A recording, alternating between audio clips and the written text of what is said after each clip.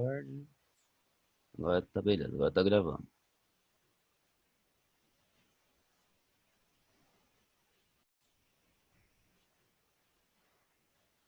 Então agora sim, bom dia a todos. Agora a gente vai dar continuidade à nossa aula aqui do corpo estranho esofágico. O que a gente vai fazer aqui, o que a gente vai falar aqui hoje vai ser primeiramente do corpo estranho esofágico e depois a gente vai para a neoplasia e as outras doenças até terminar no megaesôfago. Só pulando, como eu já disse, a hernia de hiato que a gente já tinha visto antes. Então, a fisiopatologia, não existe bem uma fisiopatologia de corpo estranho, afinal é o que o paciente vai comer e não vai conseguir digerir de alguma maneira. Ele vai tentar fazer aquilo metabolizar no corpo dele e ou vai passar por todo o trato digestório e ser defecado como entrou, que daí seria um corpo estranho que não causa nenhum problema para o paciente, ou o que acontece na maioria das vezes é de ficar preso em alguma parte qualquer do sistema digestório que pode acontecer. Nesse caso, a gente falando do esôfago, os locais mais comuns que ele tem para parar, para ficar travado, é a entrada do tórax, a base do coração e o hiato esofágico. Por que isso? Porque são as regiões em que a gente tem um maior estreitamento na região do esôfago. O esôfago ele é uma musculatura lisa, então ele tem a capacidade de dilatação ali, né? Só que na entrada do tórax, que tem ali o início aqui das costelas, a gente tem a clavícula, mas eles não têm, mas tem toda essa parte do início das costelas ali. Então, o que impede que nessa região o esôfago dilate, como dilata, por exemplo, no resto do pescoço ou lá dentro do tórax, que é uma região mais livre. A base do coração, mesmo princípio, como o coração, o esôfago passa quase que encostado ali mesmo no coração, então se chega um corpo estranho um pouco maior, um pouco mais pesado, ele pode chegar e literalmente ancorar e bater ali no coração e não conseguir passar mais, e no hiato esofágico, que é onde tem o diafragma. Então, o diafragma, ele vai fazer uma constrição ali natural da região, por ser a musculatura, ser parte da função dele, e daí um corpo estranho não consegue passar por essa região que é naturalmente mais rígida, né, menos elástica, do que as outras onde não tem o hiato. E os principais problemas que a gente tem diante do corpo estranho são a perfuração, a necrose ou a distensão desse esôfago. Perfuração, como mostrado aqui na imagem aqui do lado, por exemplo, esse osso de galinha, né? Em que a própria ponta do osso consegue fazer essa perfuração, consegue rasgar esse esôfago. Logicamente, essa imagem que a gente está vendo toda aqui do lado é de uma necrópsia. Esse paciente morreu por conta desse corpo estranho. Mas eles podem fazer também algumas perfurações de menor escala que não levem a um problema tão grave dessa maneira. Necroses também, a distensão pode acontecer. Parte por comprometimento, às vezes, de vascularização, que é o mais incomum, e o melhor de tudo é com. E o melhor de tudo. E o principal de tudo que acontece isso é pelo corpo estranho ser relativamente grande, entrar no esôfago e travar em alguma região, e daí naquela parte, como ele começa a fazer uma compressão de dentro para fora na parede do esôfago, acabar levando a uma necrose daquela região e para frente do corpo estranho sempre a distensão, que é a evolução para o megaesôfago. Que é no caso, por exemplo, o paciente tenta comer alguma coisa, e isso que ele come vai chegar lá no esôfago e não vai conseguir ir para frente por conta do corpo estranho. Daí vai acumular ali naquela região do esôfago, o esôfago não vai conseguir fazer o seu trabalho de musculatura e essa musculatura vai começar a lacear. Por isso que para frente, da onde tem o corpo estranho, que é que o esôfago fica distendido e para baixo, em direção ao estômago, não.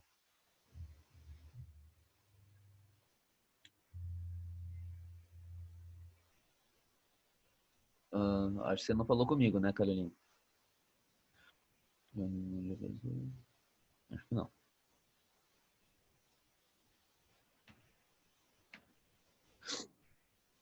Então, agora, indo para a parte do diagnóstico, indo para a parte de sinais clínicos agora do corpo estranho, vocês vão ver, acho que eu já tinha comentado um pouquinho na parte do hiato esofágico, que os sinais clínicos, de um modo geral, acabam sendo meio que parecidos em todas as doenças, e até por isso, já antecipando, que elas são meio que diferenciais, todas umas das outras sempre, né? Então, a gente vai ter a náusea, salivação excessiva, mímica de vômito, regurgitação, tudo isso que é na resposta direta de ter alguma coisa presa ali, incomodando no esôfago, e que ele quer expulsar, ele quer tirar de lá, porque sabe que está incomodando, sabe que está doendo, sabe que está impedindo a passagem. Então, daí acaba acontecendo esses sinais. O mais comum acaba sendo principalmente essa elevação excessiva e a mímica de vômito. A regurgitação acaba acontecendo mais quando ele tenta comer realmente alguma coisa e não consegue, daí ele regurgita, né? Inapetência, inquietação. A inapetência acaba acontecendo realmente, principalmente na maioria nos corpos estranhos esofágicos, porque daí eles não conseguem realmente comer nada por conta disso. Entre inquietação e depressão acaba variando um pouco, vai até do comportamento do paciente ou de como aquele corpo estranho está incomodando para ele ficar mais desesperado, ficar mais depressivo, mais apático com isso. E a desidratação seria uma questão mais é, a longo prazo, né? Ou numa situação muito excessiva de tentativas de vômito, de salivação, mas normalmente não é tão comum assim a desidratação. A gente já remete a algo muito mais crônico. E sempre os piores sinais que a gente vai ter na lesão esofágica vão acabar sendo quando eles afetam o sistema respiratório, por conta da traqueia que está ali do lado. Então, uma angústia respiratória, como por exemplo um corpo estranho muito grande, que acaba tanto não só comprimindo o esôfago, mas conseguindo comprimir a traqueia também dorsalmente, isso tanto dentro do tórax quanto no pescoço, ali na cervical. Anorexia, como a gente já disse, vai acabar acontecendo meio que inevitavelmente, mas se isso se prolonga, se torna um problema muito maior. E, nas piores situações, o choque hipovolêmico, mas que é muito raro acontecer nos corpos estranhos esofágicos. Não é comum isso acontecer. Teria que ser uma lesão muito específica, uma lesão muito grande no esôfago para levar realmente a um choque hipovolêmico.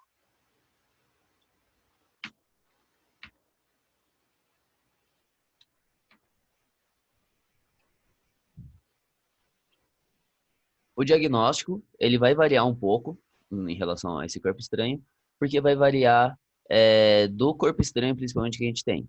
Muitos corpos a gente consegue pegar pelo raio-x simples, normalmente, que seria só como a gente consegue ver aqui na imagem do lado, em que a gente tem o anzol e ele é bem nítido que está ali no esôfago torácico. Mas para isso dar certo, então, a gente depende, na verdade, desse corpo estranho ser radiopaco o suficiente, né? Ele tem que aparecer no raio-x, senão não adianta, senão a gente vai fazer quantos raio-x quisermos e ele não vai aparecer por lá. E daí a gente tem as outras opções, seria ou raio-x contrastado, com sulfato de bário, ou o contraste iodado. Lembrando que o iodado é recomendado quando a gente tem uma desconfiança de perfuração. O bário ele não pode em lesões que estejam perfuradas.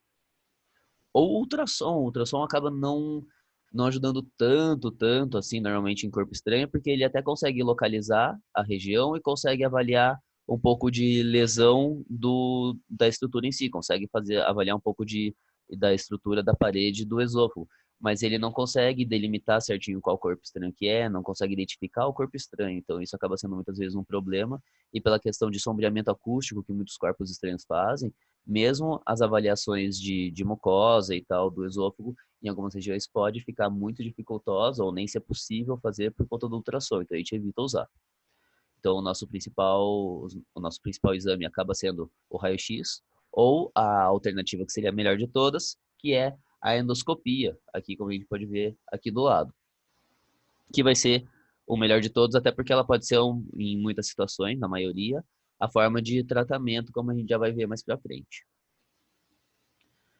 Como eu já tinha antecipado logo no começo da aula, os diagnósticos diferenciais são todas as outras doenças esofágicas que existem, porque elas são uma diferenciais, ou são sinais clínicos os mesmos, né? São que tem de uma para outra, por isso que acaba sendo sempre uma diferencial da outra.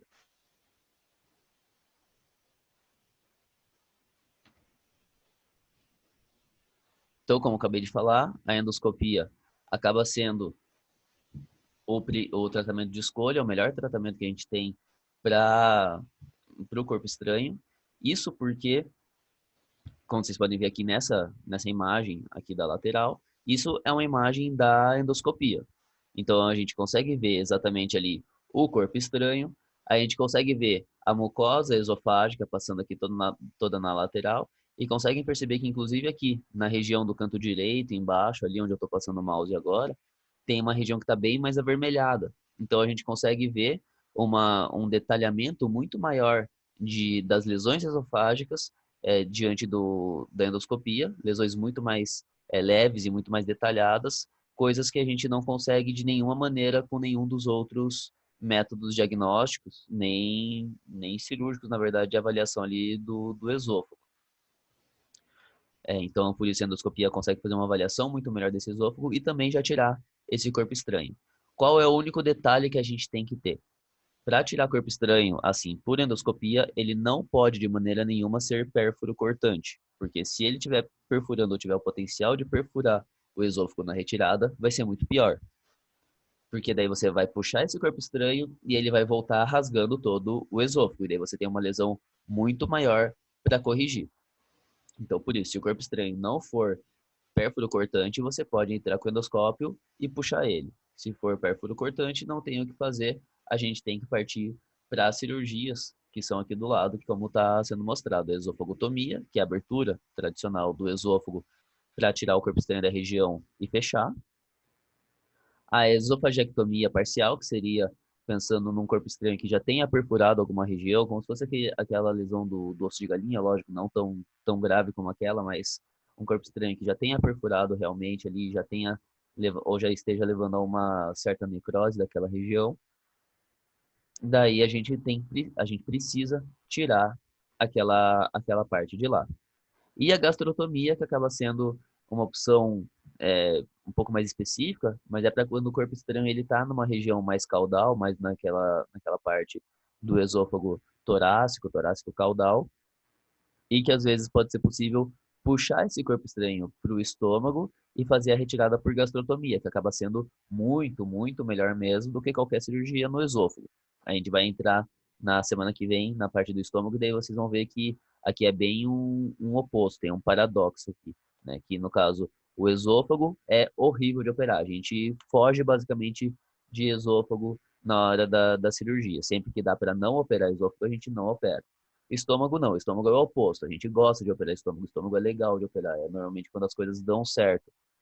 De todo o sistema digestório, desde ali do esôfago, acho que talvez até da boca mesmo, até o ânus, o estômago é a região em que tende a dar menos problemas os procedimentos cirúrgicos. E um detalhe aqui, que é fazer o raio-x sempre imediatamente antes da cirurgia. Isso porque é um detalhe importante da gente fazer. Pensando que a gente tenha um corpo externo no esôfago, ele pode se mover muito rápido. Ele pode estar aderido num determinado momento, incomodando o paciente, e nessas tentativas de regurgitação, nessas tentativas de mímica de vômito, esse corpo externo se mover. E ou acabar saindo do paciente, ou acabar descendo para o estômago mesmo. Então, por isso, a necessidade do raio-x imediatamente antes. Para você ter certeza que o corpo estranho ainda está naquele lugar ou aonde ele está. Afinal, eu já tinha acho, comentado até na primeira aula que uma das piores coisas que a gente que tem é você abrir um esôfago numa região que não precisa. A gente já tinha comentado de todos os problemas que tem inerentes a uma cirurgia esofágica, principalmente também até quando a gente pensa na parte torácica, que você vai ter que abrir um tórax para abrir o esôfago. Aí é um problema muito mais grave que a gente tem. Imagine abrir uma situação dessa, abrir um esôfago dentro de um tórax e o corpo estranho nem está lá, ele já ter descido para o estômago e você simplesmente poder fazer uma gastrotomia para fazer isso. Então, por isso, a gente não tem que passar por esse tipo de situação complicada dessa maneira, não fazer o paciente ser submetido a um procedimento muitas vezes talvez até desnecessário. A gente sempre faz o raio-x antes do procedimento.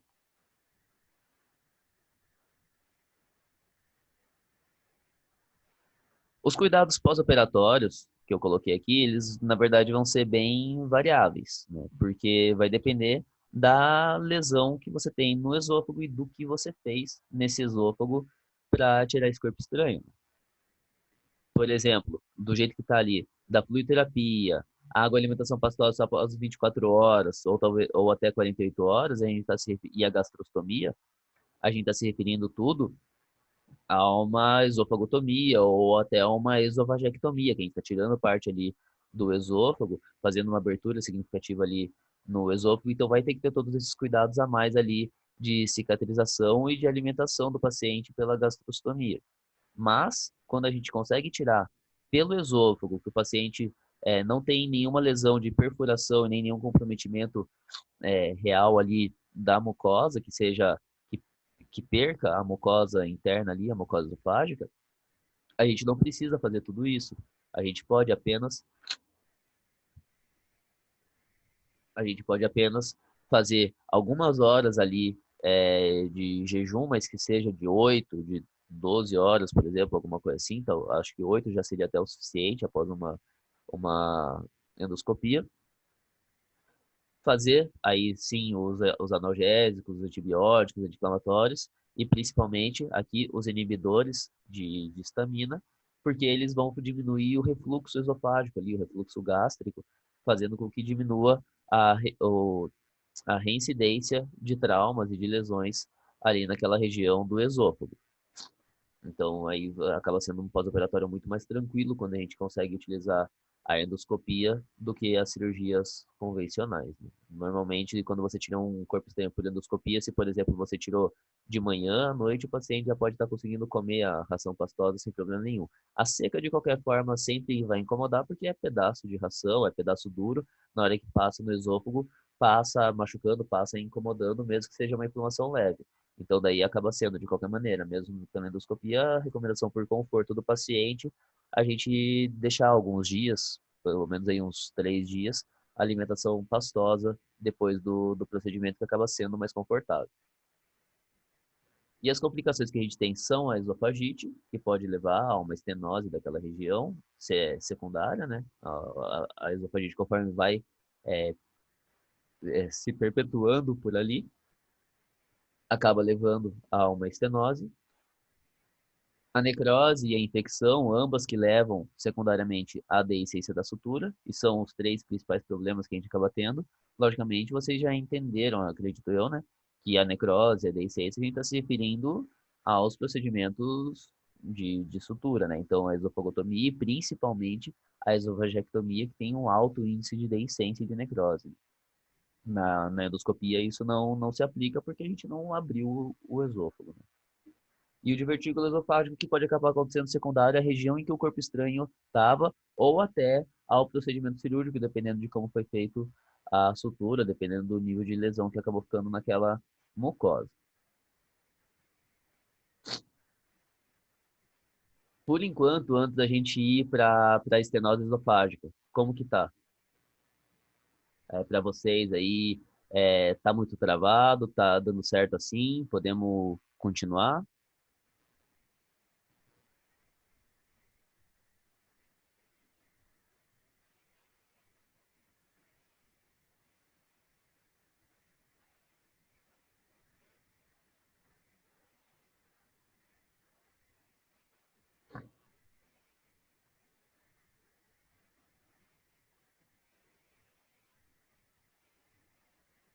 Então, Alessandra que me perguntou, né? A esofagotomia, né? No caso, esofagostomia, quando a gente se refere, é a gente colocar a sonda esofágica ali para fazer alimentação pro paciente.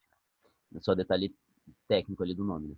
Mas, então, na esofagotomia, sim, a gente usa a fluidoterapia. Esse jejum de 24 a 48 horas vai depender um pouco do paciente, mas normalmente a gente tende a deixar mais para as 48 horas, já que vai acabar colocando de qualquer forma a sonda gástrica.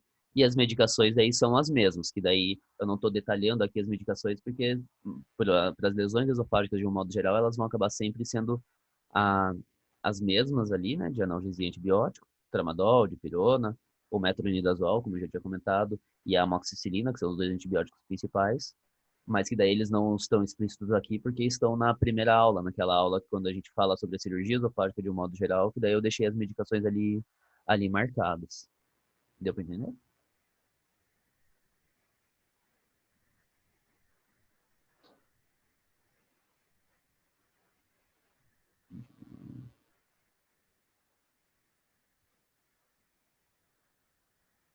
Assim, de pré-operatório, não sei se foi isso que você perguntou também, de pré-operatório, na endoscopia, tanto na endoscopia quanto na esofagotomia, ambos precisam também do jejum prévio, para facilitar o procedimento também. Se bem que o esperado é que esse paciente já esteja meio que de jejum, porque ele não vai estar conseguindo comer nada.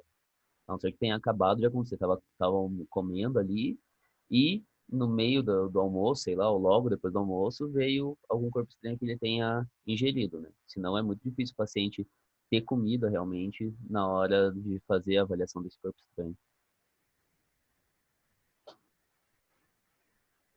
Bom, então agora a gente vai dar continuidade para a estenose esofágica, que é a próxima alteração aqui, que vocês vão ver que é das lesões do esôfago a mais comum de ser secundária, de um modo geral. Na maioria das vezes, quando a gente tem problemas de complicações no esôfago, muitas vezes mesmo o procedimento dando certo, é uma estenose que vai acabar acontecendo ali a longo prazo. Então, como já começando a falar aqui na própria fisiopatologia dela, ela normalmente, muitas das vezes, ela vai ser consequência de alguma esofagite secundária, né? Ou secundária a alguma outra coisa. Ela dificilmente a estenose, ela vai ser o problema principal e inicial. Ela vai ser, na maioria das vezes, resposta de alguma outra coisa que aconteceu. O corpo estreito, como a gente tinha comentado, refluxo gastroesofágico, que eu já também mais ou menos falei algumas vezes aí que isso pode levar. A ideia do refluxo é assim, como o refluxo tem um pH muito ácido, o suco gástrico que sobe, ele irrita esse esôfago na região em que esse suco gástrico passou. Então, isso vai fazer uma pequena inflamação. Como o paciente, quando tem refluxo, ele vai ter isso várias vezes ao longo de dias, ao longo de semanas, até o problema dele ser resolvido, ou se o proprietário não perceber, nem vai ser resolvido esse problema. Ao longo dessas várias vezes que esse refluxo vai passando e repassando ali na região, que essa região vai começando a fazer uma fibrose e vai estenosando. Uma situação um pouquinho mais específica, que isso pode acontecer de uma maneira um pouco mais aguda, é através da anestesia. O problema aqui da anestesia é, na verdade, acaba sendo assim: quando o paciente é anestesiado completamente e é botado em decúbito dorsal ali, naturalmente todas as musculaturas desse paciente relaxam, inclusive o diafragma. Uma vez que o diafragma esteja relaxado, ele vai permitir, e o cárdia também, que é aquela válvula que vai dividir o esôfago do estômago, eles vão permitir, e ainda mais o paciente deitado ali, vai ficar tudo aberto e vai permitir com que esse suco gástrico, na própria manipulação do paciente, acabe descendo e acabe escorrendo ali para o esôfago. Só que, como o paciente está parado na mesa de cirurgia, às vezes durante 2, 3 horas, que é o procedimento, esse suco gástrico vai ficar durante 2, 3 horas ali, incomodando e irritando esse esôfago. Por isso que há uma maneira que pode acabar acontecendo, vai ser uma inflamação muito severa ali de uma vez, por isso que tem esse risco de acabar acontecendo essa lesão pela anestesia. É um dos motivos também que acaba sendo importante a gente fazer um jejum certo desses pacientes, né? Traumas também, porque daí qualquer trauma no esôfago é, pode levar, qualquer lesão no esôfago que vai ter uma resposta cicatricial pode levar a uma fibrose da região e uma secundária estenose, mesmo sendo feito tudo certinho, tanto que daí tem marcado ali embaixo também, aqui, né, que pode ser uma lesão cirúrgica diante do trauma. Então, teve uma mordedura e rasgou o esôfago. Bateu alguma coisa ali e teve uma lesão no esôfago, ou um corpo estranho que passou ali e teve essa lesão no esôfago. Tudo isso pode levar a uma fibrose e essa fibrose vai estenosar. A cirurgia seria a fibrose secundária à cicatrização de uma sutura no esôfago. E os agentes cáusticos, tipo soda, por exemplo, ou qualquer coisa assim do gênero, é o mesmo princípio do refluxo gastroesofágico. O pH é, muito ácido ou muito básico vai levar a uma irritação ali do esôfago e, por isso, cronicamente, a estenose. Então, basicamente, o que vai acontecer, como no esqueminha mostrado aqui, é qualquer tipo de trauma na mucosa que vai ter que fazer algum tipo de cicatrização ali da região, vai levar à formação de uma fibrose do tecido conjuntivo fibroso, e esse tecido ele perde a capacidade de elasticidade e, não sei se alguém já percebeu alguma vez isso, mas tem uma contração um pouquinho maior ali nas regiões em que a gente tem uma fibrose, ela perde toda essa elasticidade, essa mobilidade que tem. Só que como o esôfago, ele é um tubo, ele é algo redondo ali, quando você tem essa fibrose e quando você tem essa fibrose e essa fibrose vai começando a diminuir, é esperado realmente que esse lumen vai ficando muito menor de uma maneira muito mais significativa, muito mais agressiva para o corpo. E por isso a gente acaba tendo o estreitamento, que é a estenose.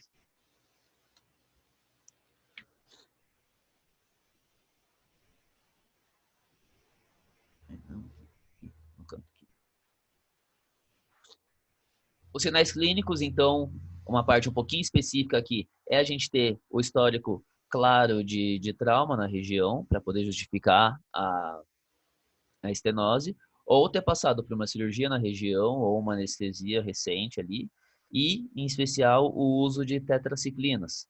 A questão aqui da tetraciclina é um efeito colateral realmente que foi descoberto dela. Alguns pacientes, quando usam durante determinado tempo o tratamento padrão ali realmente de uma antibiótico terapia com a tetraciclina, eles têm esse risco de ter uma estenose esofágica. Eu, particularmente, nunca encontrei um assim e já usei tetraciclina nos pacientes.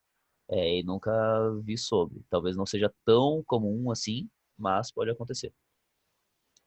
A regurgitação, e como a gente já tinha comentado, é um dos mais tradicionais, ó, vários que eu já tinha comentado antes, né? Regurgitação, vômito, náusea, a dificuldade de alimentação ali, isso tudo é bem comum de todas as lesões esofágicas, né? A cialorreia também, da mesma maneira. A estenose não deixa de ser uma certa forma de obstrução ali, só que parcial, né? Então faz sentido vários dos sinais serem realmente parecidos com um corpo estranho esofágico. Porém, como isso vai levar, isso normalmente não leva a uma angústia respiratória, e isso acaba sendo um pouco mais dificultoso, porque não tem como uma estenose comprimir a traqueia pelo lado de fora, né? Mas a gente acaba tendo outros problemas, como, por exemplo, a perda de peso, principalmente aí, que acaba sendo um pouco mais específica, porque a estenose vai ser um problema crônico e que em muitas situações não vai impedir o paciente de comer, só vai diminuir a ingestão de alimento dele. Uma parte ele vai comer e vai passar pela estenose, e uma parte ele vai regurgitar. Então, por isso que ele também vai fazer essa perda de peso. O que ele está comendo, ele não está conseguindo absorver tudo. Uma parte só que está realmente sendo absorvida, a outra ele está perdendo de volta.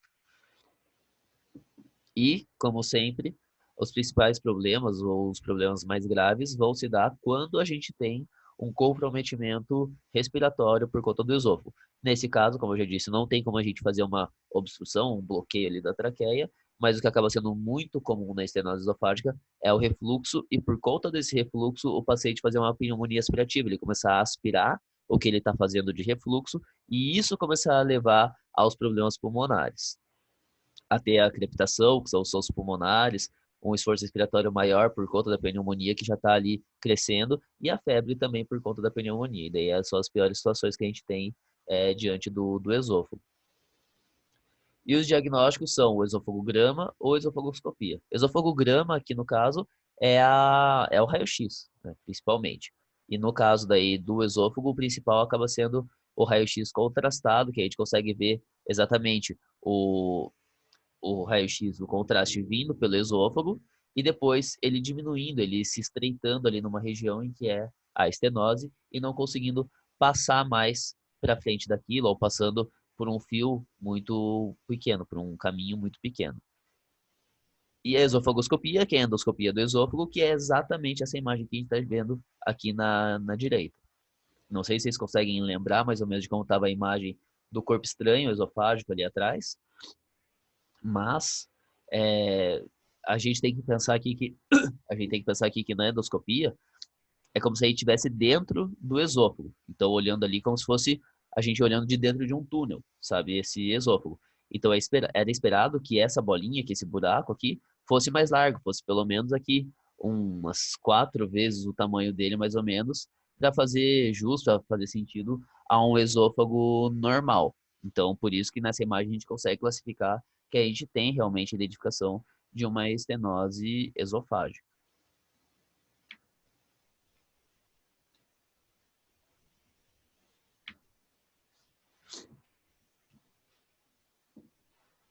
O tratamento aqui da estenose, ele pode ser tanto clínico quanto cirúrgico. Tem as duas opções aqui. O clínico vai ser, na verdade, um pouco mais paliativo, que vai ser tratar a esofagite já existente com os inibidores de histamina e anti-inflamatório e cuidar da pneumonia aspirativa com o uso dos antibióticos.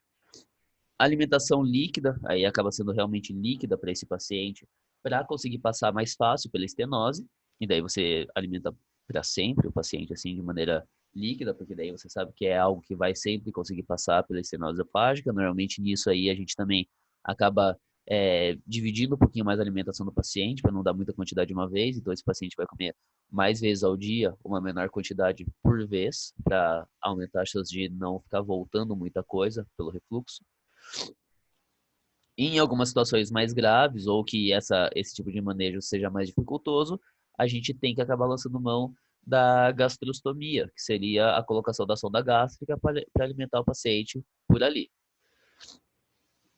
De tratamento cirúrgico, a gente tem algumas variações aí, mas que acabam sendo um pouco mais complexas da gente realizar. A miotomia esofágica acaba sendo o primeiro procedimento cirúrgico mais convencional, talvez, que a gente poderia ter, em que a gente vai fazer o corte longitudinal. Eu considero que o esôfago ele é um tubo ali, né? Um tubo que vai da boca até o estômago, no sentido longitudinal dele, sobre a região que tem estenose, a gente vai fazer os cortes ali, vários cortes ao redor de toda a circunferência do esôfago, para que, e esse corte sendo de uma maneira incompleta, só pegando a primeira camada de musculatura ali do esôfago e o início da fibrose, para a gente lacear realmente essa fibrose, a gente danificar um pouco ela e com isso o esôfago conseguir expandir de volta um pouco naquela região, por conta daí da elasticidade do resto dos tecidos. Mas tem um problema bem significativo nessa técnica, dois problemas bem significativos, na verdade, nessa técnica, que são, o primeiro, você acabar pesando um pouquinho demais o bisturi e levando a uma ruptura desse esôfago na sua própria incisão. E outra, como a gente já tinha dito lá no começo da própria estenose, ela pode ser secundária à própria fibrose natural, ao próprio processo cicatricial do esôfago. E daí você vai fazer vários cortes ao redor de um local que já está estenosado. Qual é a chance de, na verdade, depois dessa miotomia, toda essa cicatrização que vai acontecer, que inevitavelmente vai acontecer dos cortes que você fez, levar a uma estenose pior ainda daquela região, sabe? E normalmente é o que tende a acontecer. Então, apesar dessa técnica existir, ela não é comumente utilizada, porque por conta desse risco. Na verdade, ela tende a piorar muito mais a situação, acabar fazendo uma estenose maior ainda por conta da reação depois de cicatrização, do que ajudar o paciente. E o que acaba sendo o nosso melhor método de resolução aqui do problema é a dilatação com balão via endoscopia. Mas a gente tem o problema que vocês conseguem ver ali na especificação de como esse procedimento funciona, né? Em que a gente tem uma dificuldade muito grande de conseguir fazer o proprietário aceitar e de conseguir submeter o paciente ao tratamento completo. Afinal, você vai ter que, 3 vezes por semana, então, por exemplo, aí segunda, quarta e sexta, você vai anestesiar esse paciente, vai colocar o endoscópio, vai colocar um balão, esse balão, no caso, é como se fosse um tubo endotraqueal para entubar o paciente naturalmente, que tem o cuff, sabe? Só que daí, nesse caso, você vai colocar a região do cuff dentro da estenose e vai começar a inflar o cuff. E daí o cuff vai começar a forçar a estenose a se dilatar. Só que se você fizer isso de uma vez, você estoura o esôfago, literalmente estoura o esôfago mesmo. Então por isso que isso tem que ser progressivo. Então você vai, dilata um pouquinho o balão e deixa ele um tempo lá, normalmente deixa uns 5 minutos, 10 minutos, por exemplo, ali, o balão inflado em determinada pressão para dilatar um pouquinho esse esôfago. Sai de cirurgia, acorda o paciente, daqui 2 dias faz isso de novo. E segue fazendo isso durante 30 a 45 dias. Nisso, 3 vezes por semana, 30 dias dá um mês, 4 vezes aí, então, 4 semanas. 3 vezes 4, 12. Se for para passar para 45 dias, então a gente tem aí 15 anestesias no paciente em um mês e meio. Então a gente sabe que é bem complicado conseguir fazer isso por diversos aspectos pro paciente e pro proprietário também, né? Então, por isso, é um tratamento que, na teoria, funciona muito bem. Na teoria, ali, de uma maneira experimental, é o melhor tratamento, na verdade, que a gente tem para estenose esofágica, mas na prática é muito difícil de conseguir botar ele em prática, de conseguir realizar ele de verdade. Os cuidados pós-operatórios que a gente tem são monitorar a regurgitação, saber se ela ainda está acontecendo, e justamente para evitar ou diminuir os riscos da pneumonia aspirativa. O uso de analgésicos, como a gente já falou, mesmo que a gente faça esse tratamento com a dilatação com balão, isso vai doer, você está forçando, é como se fosse um alongamento quase ali que você está fazendo forçado em uma região do paciente, então vai ficar dolorido, então é necessário o anti-inflamatório analgésico. Caso tenha algum tipo de perfuração na região da estenose, aí tem que considerar como se fosse uma lesão por corpo estranho, ou qualquer uma das que seja, tem que fazer o tratamento daquela cicatrização. Então, é necessário a gastrostomia para a alimentação desse paciente e o uso dos antibióticos. E, de novo, as complicações que a gente tem são a recidiva, que daí, como já dito mesmo, qualquer uma dessas lesões, qualquer uma das injúrias que a gente faça no esôfago pode levar a uma estenose. Então, aqui é esperar qualquer coisa, quase que a gente faça, leve a uma recidiva, por isso que acaba sendo tão complicado o tratamento da estenose. Se chega numa região, numa situação que é muito grave dessa estenose, que não passa nada, nada, a gente tem que tirar aquela parte do esôfago que esteja estenosada, e se for uma região muito grande, passar para os tubos artificiais, que seriam as enxertias, para colocar algum tipo de esôfago artificial ali, ou esôfago falso ali, ou substituir por intestino do paciente, que também é uma técnica que é viável de ser executada.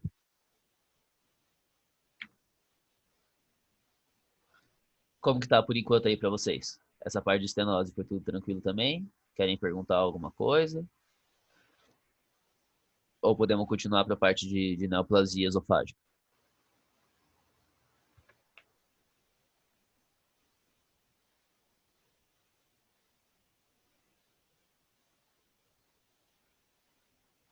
Eu só ver que horas são 8h47. Então.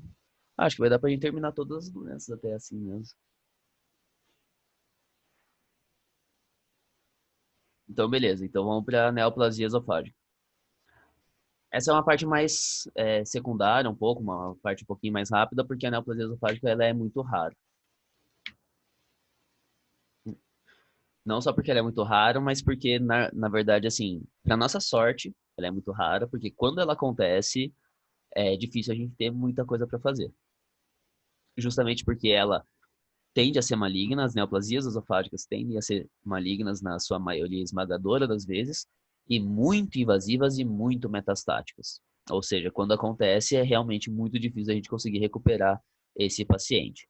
São eles os sarcomas e os carcinomas de células escamosas.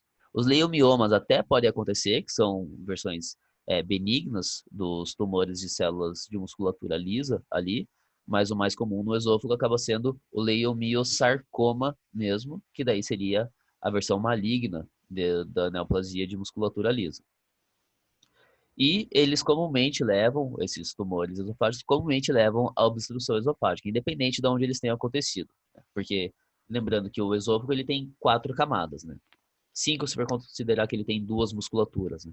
Mas tem a adventícia, as musculares, a submucosa e a mucosa. Qualquer uma dessas camadas pode ter uma neoplasia, pode desenvolver uma neoplasia.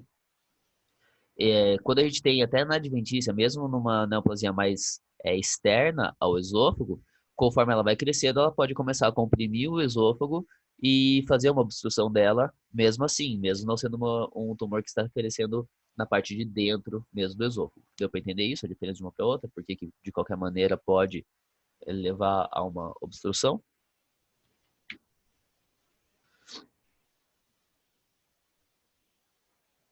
Sobre os sinais clínicos, de novo, como eu já tinha falado, um pouco repetido aqui, né? Regurgitação, depressão, a cialorreia, né? Que é a salivação excessiva ali, um pouco da perda de peso, a anorexia, a disfagia por conta da pressão ali.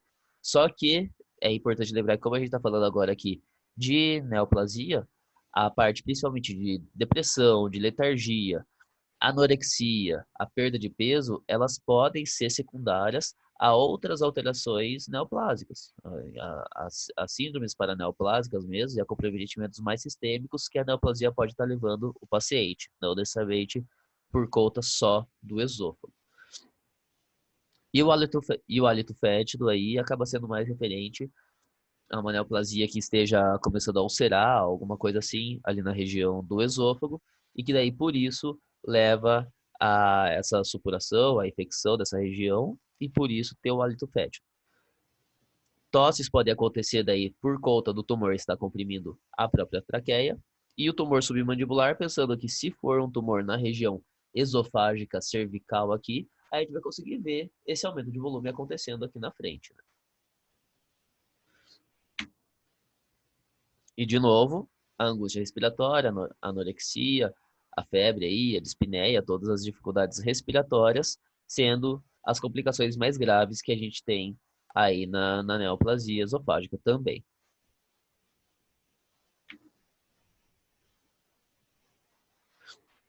O diagnóstico da neoplasia em si vai se dar pela a identificação da massa, pelo menos pelo raio-x, pelo ultrassom ou pela tomografia, ou pela endoscopia também. Aqui vai variar um pouco, aí também tem as formas mais agressivas, assim, digamos, que seria a toracoscopia e a toracotomia, que é, considerando que está dentro do tórax, abrir realmente o tórax para ver como que está essa massa lá dentro. Mas, nesse caso, o que acaba sendo melhor para a gente é a tomografia. A tomografia, nessa parte aí, vai ser o melhor de todos os exames. Por quê? O raio-x, ele até pode mostrar a lesão pra gente. Se a gente fizer o raio-x contrastado, vai passar o contraste ao redor do tumor e vai mostrar o tumor pra gente. Mas não vai identificar tão certinho o que é um tumor, a gente pode confundir com um corpo estranho, por exemplo, a não ser que os sinais clínicos já tenham descartado um corpo estranho, né? E não vai dar nada de vascularização nem de avaliação do esôfago em si pra gente. O ultrassom já dá um pouquinho mais dessas outras condições, de saber, dependendo da qualidade do ultrassom, até um pouco de vascularização desse tumor, mas não vai ser tão preciso e tão fiel quanto a tomografia. E a tomografia acaba sendo muito bom para a gente porque ela faz um mapeamento cirúrgico um pouquinho mais detalhado. Ela consegue mostrar se essa neoplasia, principalmente se ela está para fora do lumen esofágico ali, consegue mostrar com mais detalhes se está já invadindo algum outro tecido lateral ali ao tumor, já está conseguindo fazer algum tipo de aderência, é, alguma invasão ali mais agressiva, consegue mensurar ali e mostrar a vascularização mais detalhada dessa neoplasia, então a tomografia acaba sendo o padrão ouro aí para diagnóstico e setorização ali, né, avaliação da neoplasia esofágica.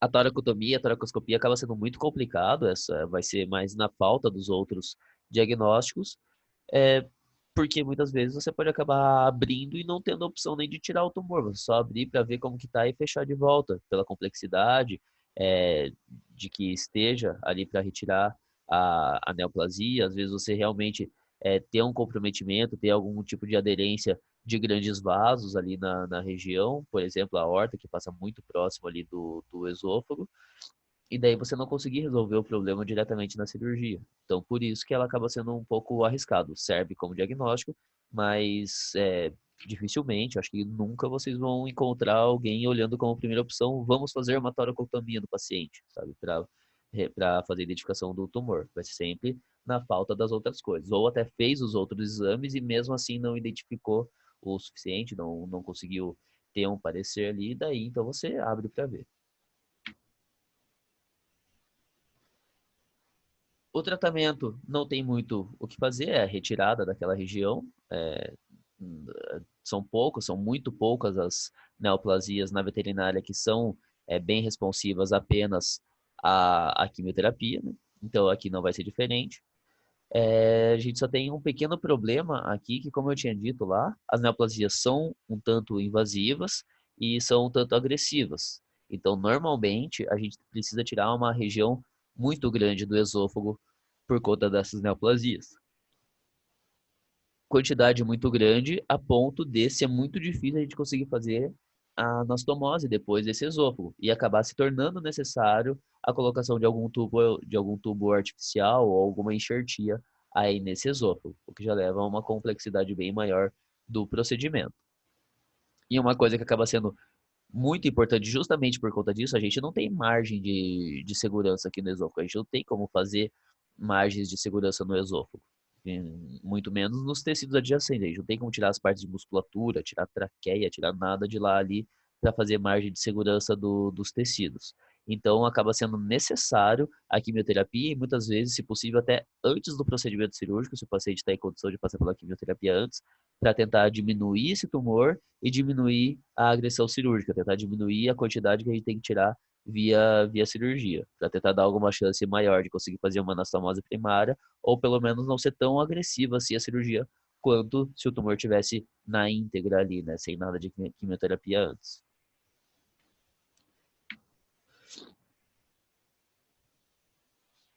O pós-operatório vai ser meio que o mesmo focado na retirada, na esofagectomia, né? Então vai ter que monitorar a esofagite, a pneumonia aspirativa, fazer todo aquele jejum de 24, 48 horas ali para esperar a recuperação, fazer a colocação da sonda gástrica para fazer a alimentação desse paciente, analgesia, antibiótico.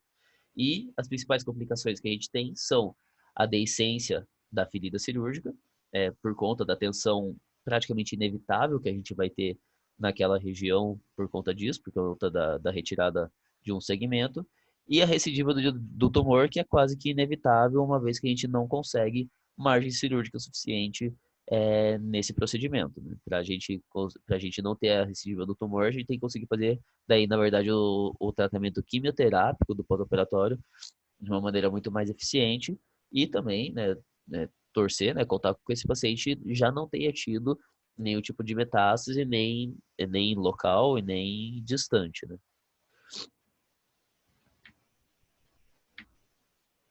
Dessa próxima parte aqui do tumor, das neoplasias esofágicas, tudo certo com vocês? Querem perguntar alguma coisa ou podemos ir pro megaesôfago?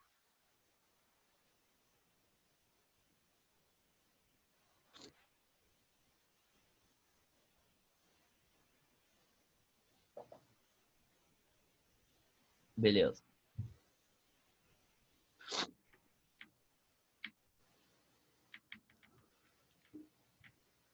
Vou pular só aqui porque originalmente a hernia de hiato era depois, né? Eu só achei melhor nessa divisão quando eu fiz passar ela por primeiro.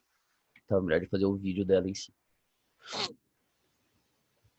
Tá, então agora vamos pro megaesôfago, que é a nossa última doença realmente aqui da parte de esôfago. Existem outras doenças? Existem. Eu já até, que eu me lembro no primeiro slide que eu falo das doenças para vocês, tem várias outras doenças ali marcadas. Mas eu tô passando para vocês, eu vou passar o que a gente encontra de verdade na nossa rotina. Então a última vai ser o megaesôfago.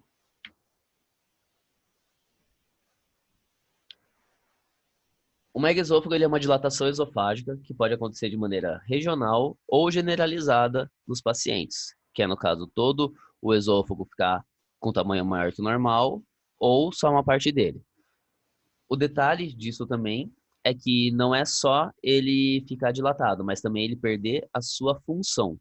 Ele perde a capacidade de fazer o seu peristaltismo, ele perde a capacidade de fazer a contração e de fazer a progressão da comida dentro do seu trajeto. Essa aqui é o problema do megaesôfago. Normalmente, ela pode acontecer de forma congênita ou adquirida, sendo as congênitas daí as esperadas que sejam de uma maneira generalizada, porque daí muitas vezes é uma falha ali no desenvolvimento do paciente, no desenvolvimento do filhote, e as adquiridas que tendem a ser mais regionais, porque daí vai ser a partir do momento em que teve aquele problema e na região que teve o problema. Daí seria um trauma, uma estenose interna ou uma estenose externa da região, né? Algum tipo de compressão que leve ali. Como mostrado na parte aqui um pouco mais embaixo, né, as divisões de cada uma das coisas. O trauma, por exemplo, ele pode ser o trauma da musculatura ou da própria inervação do esôfago, o que vai levar daí a o que vai levar daí a essa musculatura perder a sua capacidade de contração ou até da própria inervação, vai perder a capacidade de mandar esse estímulo para a musculatura para ela conseguir se contrair. A estenose interna seria o corpo estranho, como a gente já tinha comentado, o corpo estranho ficando lá muito tempo, a comida tenta passar, não consegue, e daí começa a dilatar esse esôfago para frente do corpo estranho. O refluxo seria. O refluxo não seria tanto o problema em si, seria mais a questão dele fazer a estenose e depois essa estenose levar ao megaesôfago depois, né? E as hérnias de hiato também, a hérnia de hiato, que a gente já tinha visto na primeira aula, como ela deixa toda aquela frouxidão no esôfago, não existe mais o cárdia, não existe muitas vezes o ligamento plênico esofágico, o fato do esôfago ficar frouxo demais ali dentro do tórax, ele pode fazer com que ele pode acabar perdendo a sua capacidade de contração. E estenose externa seriam as anomalias dos anéis vasculares. A gente não vai entrar em detalhes com isso, mas tem umas fotos só para vocês terem uma noção mais ou menos de como eles funcionam no final dessa aula. Então, sinais clínicos, de novo, regurgitação, a tosse, né? Aí o crescimento lento, que acaba acontecendo justamente porque o mais comum do megaesôfago é a gente acabar encontrando ele em pacientes mais jovens, mais novos, é mais comum um pouco os congênitos. Então a gente vai perceber esses pacientes não se desenvolvendo tanto justamente porque regurgitam muito, né? Então, a longo prazo, você vai perceber o crescimento lento, mas a tosse e a regurgitação você vai perceber logo de começo e acaba sendo o principal. Ah, a Carol Rocha conseguiu entrar, né? Agora que eu vi. Então, também os principais e os problemas piores que vão acabar acontecendo vão ser a crepitação pulmonar e a angústia respiratória, como já dito antes também, por conta da pneumonia aspirativa, de começar a ter toda essa regurgitação e esse líquido acabar entrando de volta no pulmão.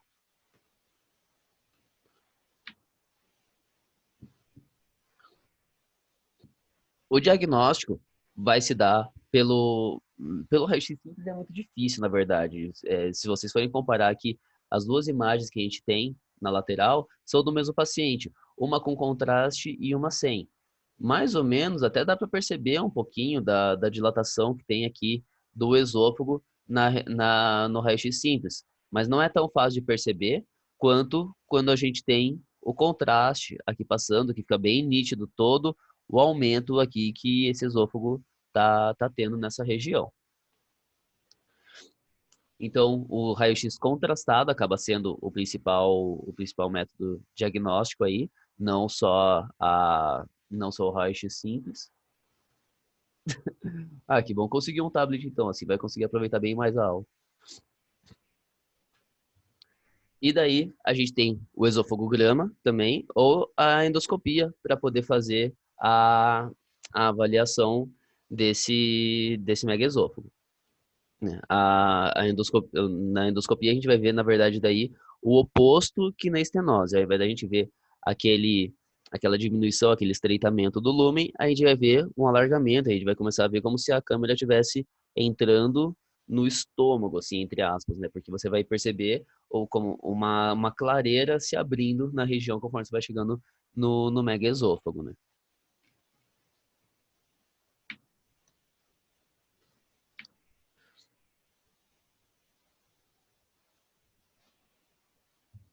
O tratamento agora, ele pode ser também dividido entre tratamento clínico e tratamento cirúrgico, né? E aí, aqui são bem diferentes um do outro e acaba sendo mais importante o tratamento clínico, né?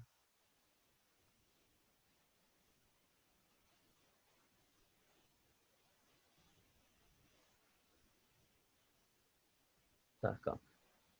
Da endoscopia, ela não ajuda muito, você está falando no diagnóstico do megaesôfago em si. Pelo que eu vejo, realmente o que acaba sendo melhor, o que é mais comum de ser utilizado, é o raio-x contrastado com, já respondendo a próxima pergunta, é o sulfato de bário, né? Então, o mais comum realmente não é a gente usar a endoscopia, é a gente usar o raio-x contrastado com o sulfato de bário. Por que o sulfato em si, né? A gente tem basicamente dois contrastes, o contraste iodado e o de sulfato de bário. O iodado, a principal função dele, ou a principal diferença dele, é que se ele cair na cavidade abdominal, na cavidade torácica, ele não leva a um problema de verdade como o sulfato de bário.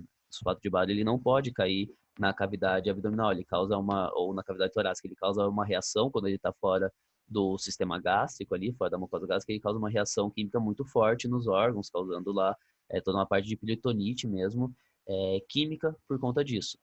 Por isso que quando a gente tem uma desconfiança de perfuração, a gente usa o contraste iodado. Quando não tem perfuração, a gente usa o sulfato de bário. Como no megaesôfago não é esperado que tenha nenhum tipo de perfuração, que a gente pode usar o sulfato de bário sem problema. Deu para entender as duas respostas?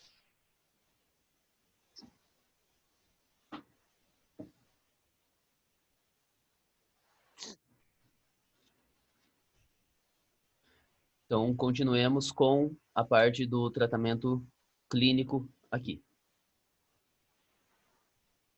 Primeiro, então, tratar a pneumonia aspirativa, caso ela esteja existindo, e melhorar o estado nutricional desse paciente de uma maneira forçada, já que ele não está conseguindo comer por conta, né? Em filhotes, tem que tratar a hipoglicemia, é comum eles virem hipoglicêmicos para a gente por conta dessa questão de não estar conseguindo mamar, então a gente fazer a amamentação desse paciente e nas situações de urgência, emergência ali, fazer a reposição da glicose mais direta desses animais. E o manejo real ali, o manejo mais a longo prazo para você resolver o problema do paciente, acaba sendo o manejo na alimentação, fazendo com que ele tenha uma alimentação elevada, que é com a utilização dessa Bailey Chair que tem aqui do lado.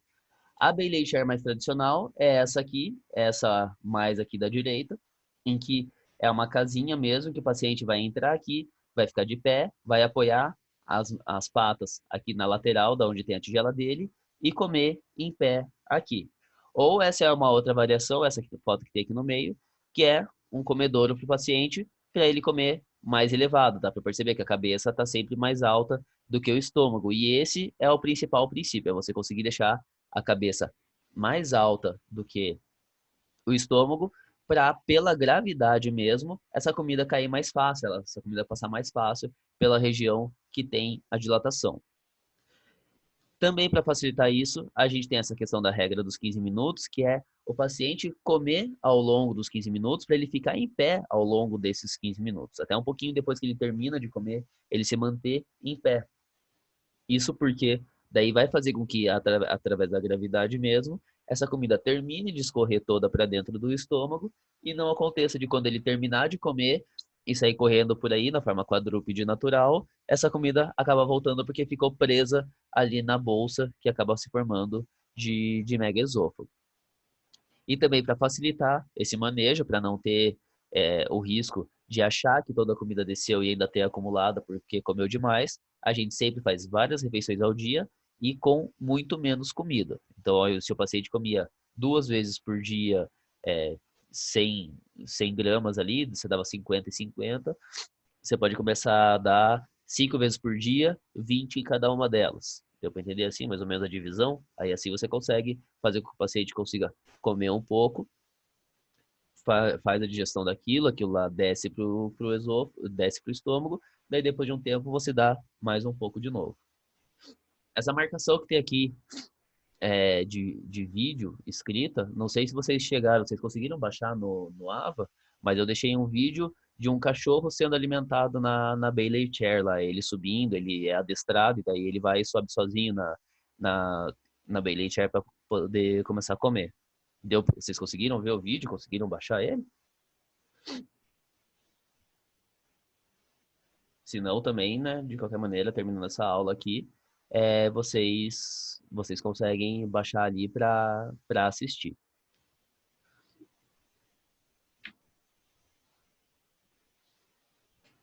E o tratamento cirúrgico, que é aqui uma das formas, né, que a gente tem, é essa aplicadura da parede esofágica. A gente pode, antes, né, antes de falar da aplicadura, a gente pode fazer a retirada da região de megaesôfago, porém, a gente tem dois problemas bem significativos na retirada do esôfago do megaesôfago. Primeiro, mesmo quando ele é regional, que ele não é o esôfago todo, ele é uma porção muito grande. Normalmente, uma porção até maior do que o que a gente tem que tirar numa neoplasia. Então, se torna quase que realmente inviável aí a gente tirar um terço do esôfago, por exemplo, para conseguir recuperar o megaesôfago. E, pior do que isso também, existe uma certa relação de quando antes ainda tentavam fazer essa retirada, de que mesmo depois que você tira o megaesôfago, a região que sobrou volta a desenvolver o megaesôfago. E daí que tem muito da explicação, por exemplo, de ter um comprometimento permanente ou da inervação ou da musculatura. Porque já que é a musculatura ou a inervação que não está funcionando, não vai funcionar nunca. Então, mesmo você tirando aquela parte, a inervação vai continuar sem funcionar e a nova parte que vai ficar por ali vai voltar a dilatar porque já não tem a sua função sendo bem exercida. Deu para entender isso? E da aplicatura, é essa técnica, esse desenho que a gente tem aqui do lado da imagem. O que a gente vai fazer não está aberto, está totalmente fechado esse esôfago, está sendo feito tudo por fora, né?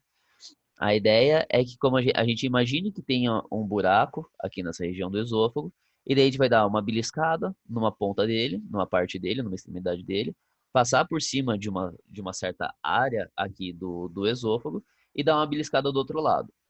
Quando a gente fechar todos esses pontos, essa parte, essa área que está aqui no meio dos pontos, ela vai ser invaginada lá para dentro do esôfago, e daí por isso que dessa maneira, quando você junta esse ponto aqui nesse outro lado aqui, você vai conseguir ter uma diminuição do lumen desse esôfago.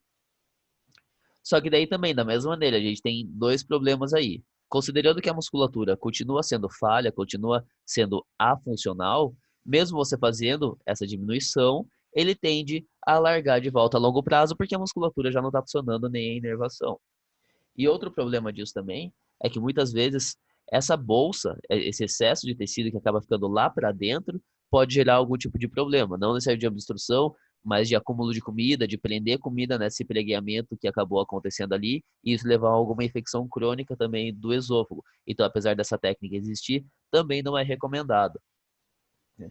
E por isso que, diante das duas técnicas serem praticamente horríveis mesmo de serem feitas e de ter algum tipo de recuperação desse paciente, que o prognóstico cirúrgico é reservado a sombrio. Não sei se já tinham visto o prognóstico sombrio, mas é quando a gente é, tem quase certeza que o negócio vai dar errado quando a gente faz, né? Então, por isso que a gente deixa para esse tipo de situação. As duas técnicas, a gente sabe que mesmo sendo bem feitas, o esperado é que dê errado, sabe? Que não cumpra com a sua função, o paciente continue com o seu problema. Então, por isso que a gente evita fazer muito desses procedimentos. Tem muitas complicações sem dar um real retorno, uma boa recuperação para esse paciente.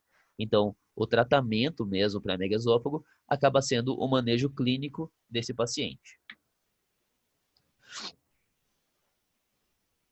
As complicações acabam sendo a regurgitação persistente, por não conseguir fazer o manejo adequado ali da Bailey Chair, deixar o paciente em pé tempo suficiente e tudo mais. A recidiva, como a gente já tinha comentado, qualquer um dos procedimentos cirúrgicos tende a fazer a recidiva no pós-operatório. A deiscência de qualquer uma das suturas que a gente tenha feito, como a gente já comentou, que pode acontecer muito no esôfago.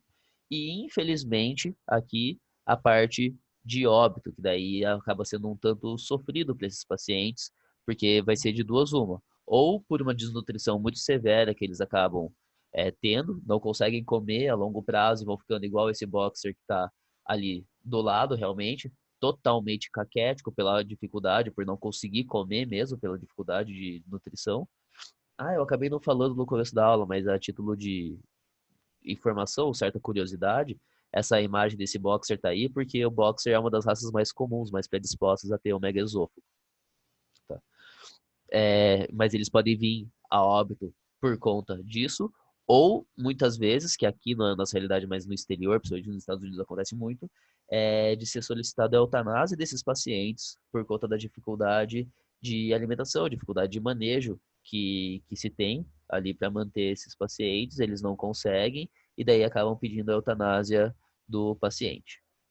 Por isso que até tem aquela imagem, a primeira imagem que apareceu do megaesôfago era o paciente na Bailey Chair escrito ainda, there is still hope, justamente por isso, não precisa matar o paciente por causa disso. Você tem como fazer um manejo, principalmente conseguindo adestrar ali para Bailey Chair e tal, você tem condição de conseguir manter esse paciente. Não precisa pedir a eutanásia dele. É só você conseguir educar, adestrar ali o animal para conseguir fazer esse manejo. Agora aqui apenas mostrando um pouco da persistência do quarto arco aórtico, para vocês terem uma noção do que é. Que, assim, nessa pista hemostática a gente consegue ver o anel vascular, o quarto arco aórtico, que não deveria existir e que está ali na região. Ele, como ele está obstruindo o esôfago, é uma das causas comuns ali de megaesôfago, aqui e aqui, né? E toda essa região que está sendo puxada aqui é o esôfago, né? Então aqui a gente consegue ver que existe uma dilatação esofágica por conta desse anel que está obstruindo o paciente e que depois que a gente faz a ligadura desse anel aqui, e a gente pode fazer a remoção de uma parte desse megaesôfago, que é aquela picadura que eu tinha dito. Como eu falei, isso já não é comumente utilizado, mas aqui a gente tem uma imagem, pelo menos cirúrgica, para a gente poder entender o que é, né? Então aqui a gente tem essa remoção, essa ligadura feita no anel vascular.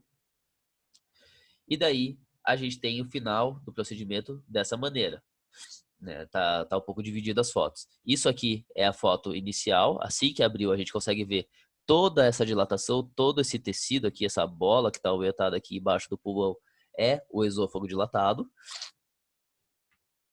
Aí foi feito aqui a ligadura dos anéis vasculares e foi feita a retirada de uma parte desse megaesôfago. E daí por isso que no final fica dessa maneira. A gente tem aqui o vaso, o anel vascular ligado e aqui o esôfago. Só que ele está diminuído, não sei se vocês conseguem perceber, mas aqui, ó, nessa parte a gente tem um pregueamento feito, não tá lisinho dessa maneira. Então foi retirado uma parte desse megaesôfago e foi feito esse pregueamento. Então para a imagem ficou muito bonito, mas infelizmente para esse paciente talvez ele tenha que lidar com esse problema, ou talvez ele teve que lidar com esse problema de novo, né? Essa foto já é antiga.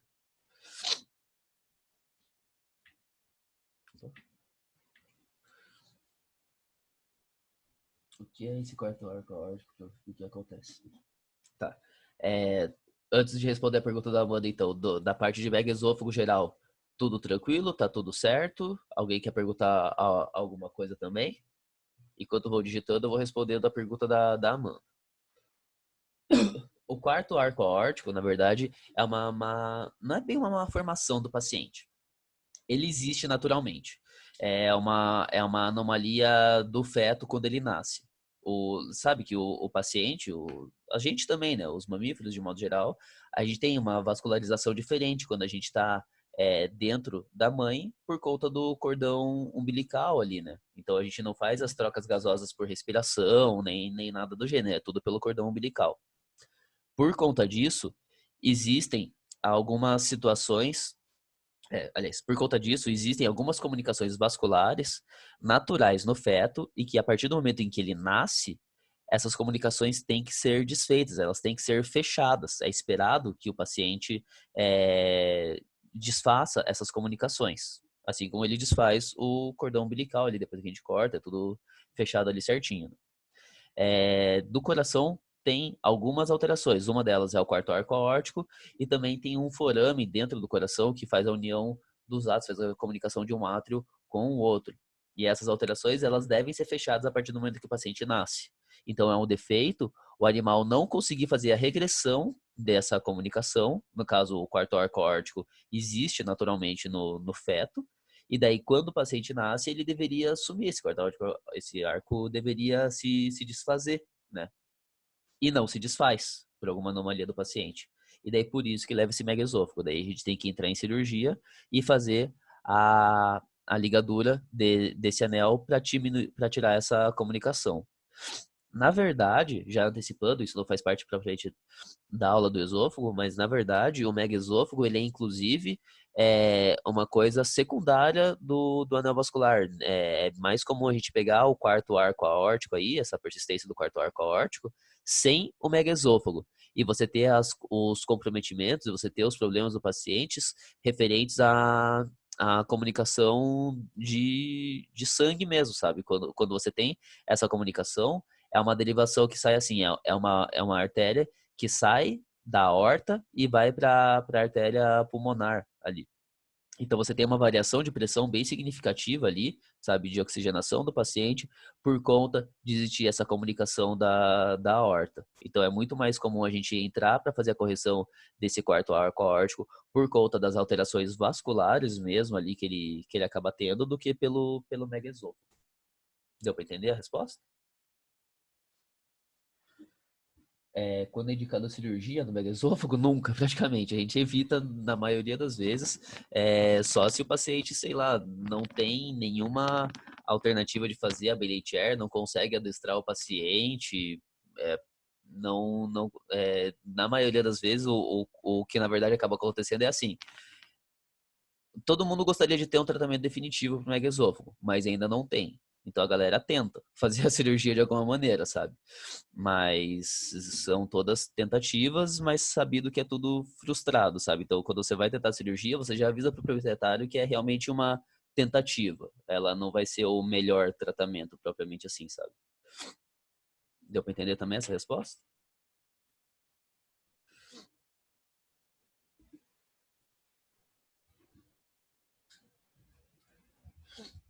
Então, podem ficar à vontade para perguntar o que mais quiserem, porque a aula em si acabou por aqui, né? Alguém mandou mais alguma coisa e eu não vi? Ah, mandaram.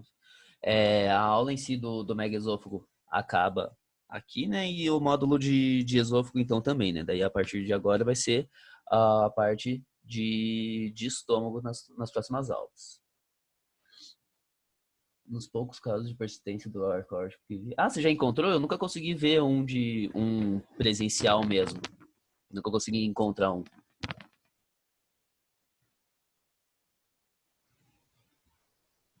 Seria de uma forma relativamente crônica, assim, meses de vida, não seria anos, entendeu? De qualquer maneira, você vai pegar num filhote, não vai pegar num paciente adulto. A questão dele evoluir rapidamente para óbito ou não, até onde eu saiba, vai variar da quantidade de comunicação. Que massa, padre. Ainda bem que você conseguiu ver isso. Não é que eu saiba, não é tão comum realmente. É, que eu saiba, a questão do paciente morrer rápido ou não vai variar um pouco do nível de comunicação que você acaba tendo ali, né? Dessa questão do fluxo sanguíneo, né? O quão comprometido tá a variação de pressão e de oxigenação desse paciente, né? Como eu disse, como eu nunca peguei realmente um caso, eu nunca encontrei um caso, eu sei muito mais de uma base teórica, que eu não conheço essa questão do rápido óbito desses pacientes. Os casos que eu só ouvi falar foram de cirurgiões e que daí foi do procedimento tá dando certo, né? Que daí foi comentando, por exemplo, fiz mês passado uma persistência de ducto aórtico de quarto arco aórtico e o paciente está bem agora, sabe? Então, de que a cirurgia tenha dado certo. Na verdade, dos que eu ouvi dizer, nenhum morreu. Eu tenho então, uma noção oposta um pouco disso, mas eu posso dar uma conferida nessa questão aí para você, para te passar um pouquinho melhor. Se eles têm realmente essa taxa de óbito tão forte aí ou não. E dos que eu vi pessoalmente, desses que eu soube do caso, nenhum deles tinha o megaesôfago. Então, por isso que, até onde eu saiba, realmente o megaesôfago nele não é comum. Ele acontece por conta do quarto arco aórtico, mas não é algo comum de ser visto.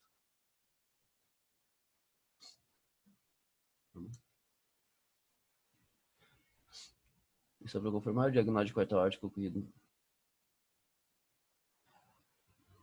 E só dá para confirmar o diagnóstico de quarto arco aórtico na cirurgia? Não, não, não. A gente não. Normalmente, quando acontece dessa maneira, a gente nem entra em cirurgia sem saber que é uma anomalia do anel vascular. Se, por exemplo, tá assim, você desconfia que o paciente tem megaesôfago.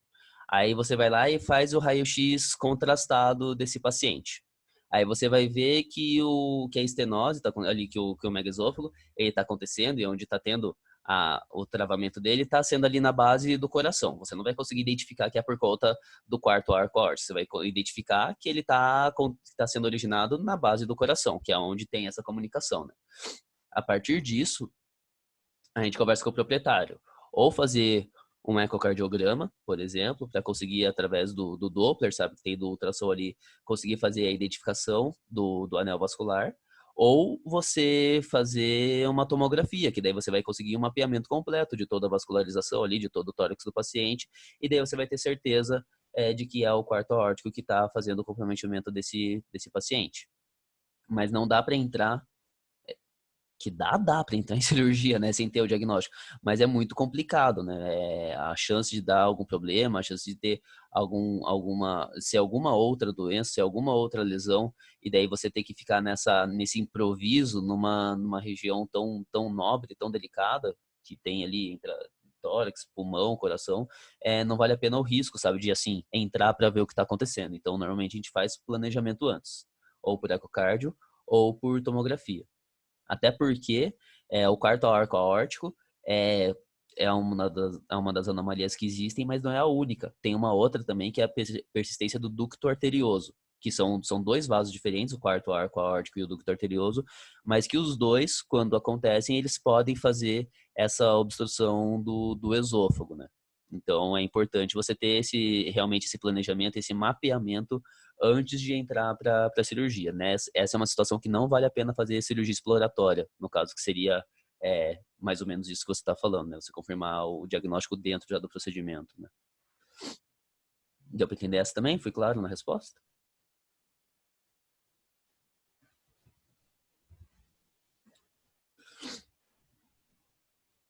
Então, agora que eu vi, na verdade, que a gente já passou um tantinho do horário da aula, né? Que ela era até às 9h10. Assim, se alguém tiver mais perguntas, pode ficar à vontade para mandar. Mas, de qualquer maneira, pela questão da aula em si, eu tenho que agora fechar, né? Encerrar ela, até porque vocês têm outra matéria daqui a pouco. Mas podem continuar mandando, eu vou abrir daqui a pouco ali no um fórum. Aliás, já tem o fórum de cirurgia do esôfago aberto ali no AVA. Então, quem quiser continuar mandando pergunta, pode mandar por ali, que daí eu vou respondendo ao longo do dia, amanhã de manhã, que a gente também pode entrar, ou no mais tardar na semana que vem, mas antes da próxima aula, de qualquer maneira, eu vou respondendo todas as perguntas que vocês vão mandando. Tranquilo?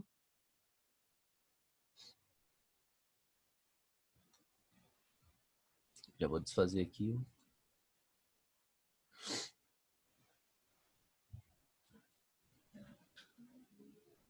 Bom, então, podem ficar à vontade para seguir a vida de vocês aí, né? E ir para as próximas aulas. E quem quiser conversar comigo ainda sobre isso ou qualquer outro assunto, pode ficar à vontade para vir falar.